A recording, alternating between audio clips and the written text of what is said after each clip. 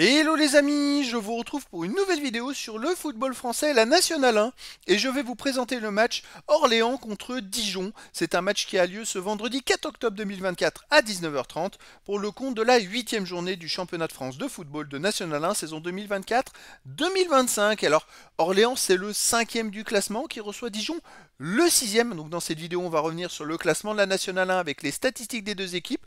On verra aussi le classement des meilleurs buteurs de Nationale 1 et de ces deux équipes en National 1, puis on enchaînera par tous les résultats et stats de tous les matchs joués depuis le début de la saison par ces deux équipes avec les résultats et stats d'Orléans à domicile et les résultats et stats de Dijon à l'extérieur. Toutes ces informations nous permettront d'avoir une idée, une tendance à cette rencontre.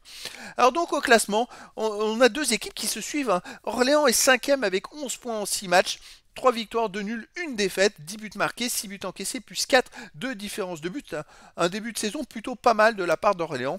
Et Dijon est juste derrière, ils sont 6e avec un point de moins, 10 points en 6 matchs, 3 victoires, 1 nul, 2 défaites, 5 buts marqués, 3 buts encaissés, plus 2 de différence de but.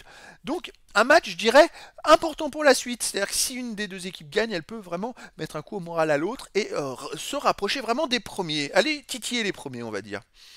Alors, les buteurs pour Orléans, on a Testu qui est déjà à 4 buts en 6 matchs, sinon Kous 2 buts, Goujon, Elkouch, Misty, Berthier et Bretel 1 but.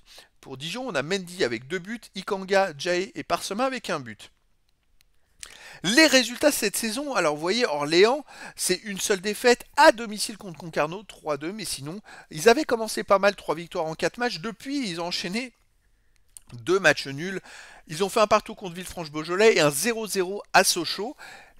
Voilà. Est-ce qu'il y a un coup de fatigue? C'est la question. Dijon, c'est l'inverse. Dijon a commencé par 2 défaites en championnat, un nul, et vient d'enchaîner 3 victoires d'affilée. Dijon, ça marche très fort. Et puis 3 victoires d'affilée sans encaisser de but. Ils ont battu 2-0 le Paris 13 Atlético, ils ont gagné 1-0 à Nancy. 1-0 à Nancy, c'est une très belle performance. Nancy qui était en tête à ce moment-là. Et ils viennent de battre Aubagne 1-0 chez eux. Dijon, c'est costaud en ce moment, hein. Orléans, c'est plutôt pas mal, et Dijon aussi.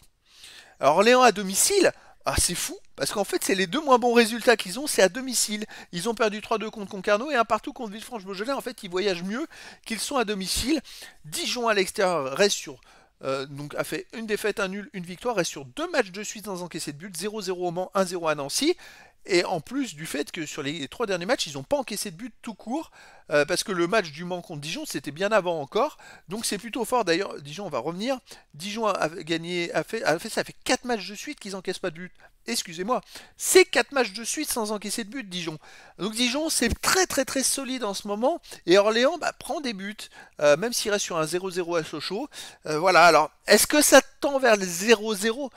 Je ne l'espère pas, mais malheureusement j'ai peur que ça soit un match où il n'y a pas beaucoup de buts.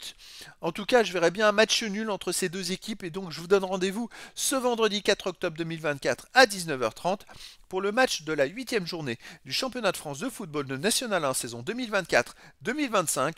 Orléans, le 5e du classement, reçoit Dijon, le 6e. Voilà les amis, je vous dis à très bientôt pour une nouvelle vidéo.